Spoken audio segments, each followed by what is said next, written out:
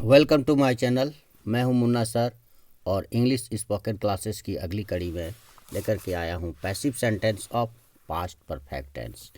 तो सबसे पहले इस टेंस की पहचान क्या है। इंट्रोडक्शन देखें।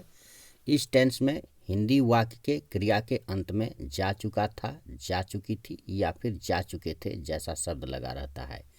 जैसे राम को पढ़ाया जा चुका था, पेड़ रोपे जा चुके थे, किताबें खरीदी जा चुकी थी। अर्थात हम तीनों सेंटेंस में क्या देख रहे हैं कि काम किसी के द्वारा किया जा चुका था। तो जब काम किसी के द्वारा किया जा चुका था ऐसा भाव रहे तो यह परफेक्ट टेंस के पैसिव फॉर्म में जाता है। अब इसका स्ट्रक्चर देखें।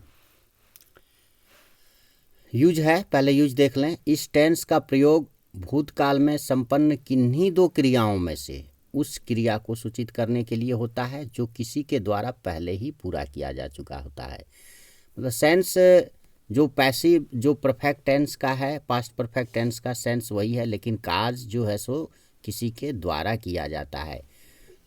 तो देखें जैसे कि यहाँ पर एक एग्जाम्पल से हम लोग समझने की कोशिश करेंगे कि मेरे विद्यालय पहुँचने से पूर्व घंटी लग चुकी थी। तो यहाँ दो काम हुआ है, एक मैं विद्यालय पहुँचा और एक घंटी लगने का काम हुआ। दो कामों में से पहला काम क्या हुआ, पहले घंटी लगी फिर मैं विद्यालय पहुँचा।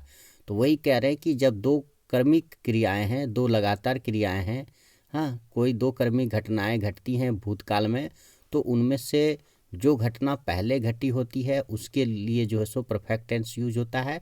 और पैसिव परफेक्ट टेंस तब यूज होता है जब यह दिखाया जाता है, यह बताया जाता है कि कार्य किसी के द्वारा किया गया था। तो पूर्व की घटना जो घटती है वो किसी के द्वारा संपन्न होता है। तो यही दिखाने के लिए हम पैसिव फॉर्म यूज करते हैं। जैसे द बेल हैड बीन रंग, घंटी लग चुकी थी before I reach the school, मेरे विद्यालय पहुंचने से पूर्व, यानी कि मेरे विद्यालय पहुंचने से पहले किसी के द्वारा घंटी लगाई जा चुकी थी।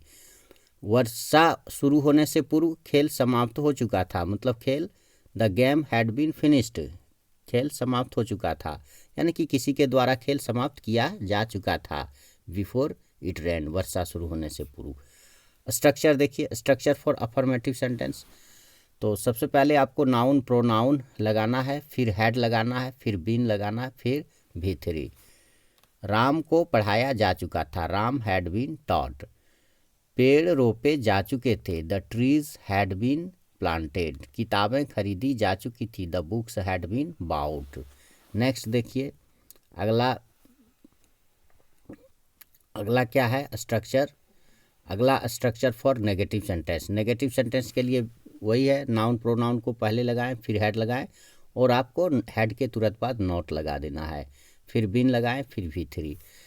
यहाँ आप एक चीज़ देखिए, हेड के बाद तुरंत नोट लगा है अब एक चीज़ आपने नोटिस किया होगा कि हर जगह जो हेल्पिंग वर्ब है उसके तुरंत बाद नेगेटिव जो है सो वर्ड यूज हो जाता है। जैसे आप कोई भी सिंपल सेंटेंस बनाते हैं, जैसे मैं राज हूँ, आई एम राज, मैं राज नहीं हूँ, I am not Raj. Am एक हेल्पिंग वर्ब है, उसके तुरंत बाद नॉट लग गया।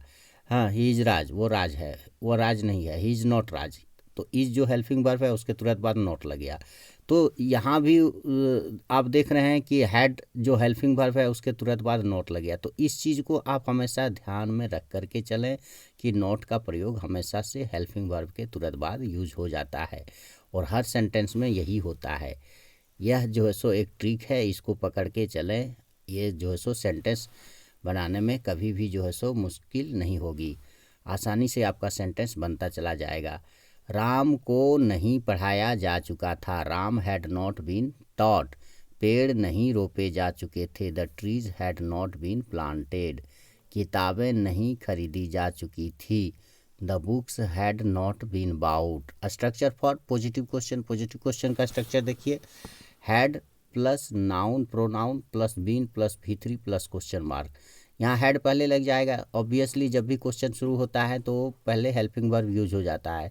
तो क्या राम को पढ़ाया जा चुका था, हैड राम बीन टॉट। क्या पेड़ रोपे जा चुके थे, had the trees been planted. Next देखिए, नेक्स्ट क्वेश्चन आपका आता है structure for negative question. Negative question के लिए फिर आप हेड को पहले लगाएंगे, फिर नाउन प्रोनाउन आपको देना है, फिर नॉट, ठीक है, फिर बीन लगाना है, फिर V3, फिर क्वेश्चन मार्क। तो क्या राम को नहीं पढ़ाया जा चुका था? Had Ram not been taught? क्या पेड़ नहीं रोपे जा चुके थे? Had the trees not been planted?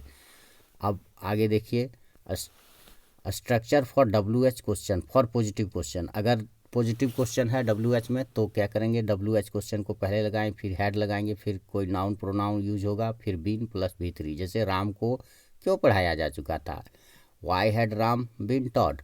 पेड़ क्यों रोपे जा चुके थे? Why had the trees been planted? किताबें क्यों खरीदी जा चुकी थी? Why the books had been bought? इस टाइप से। नेक्स्ट देखिए, कहता है फॉर नेगेटिव WH क्वेश्चन। अगर WH क्वेश्चन नेगेटिव है तो WH क्वेश्चन पहले लगाएंगे, plus had plus noun pronoun plus not plus been plus V3 plus question mark. Ram को क्यों नहीं पढ़ाया जा चुका था? Why had Ram not been taught? पेड़ क्यों नहीं रोपे जा चुके थे? Why the trees had not been planted? किताबें क्यों नहीं खरीदी गई थी? Why the books had not been bought? इस टाइप से।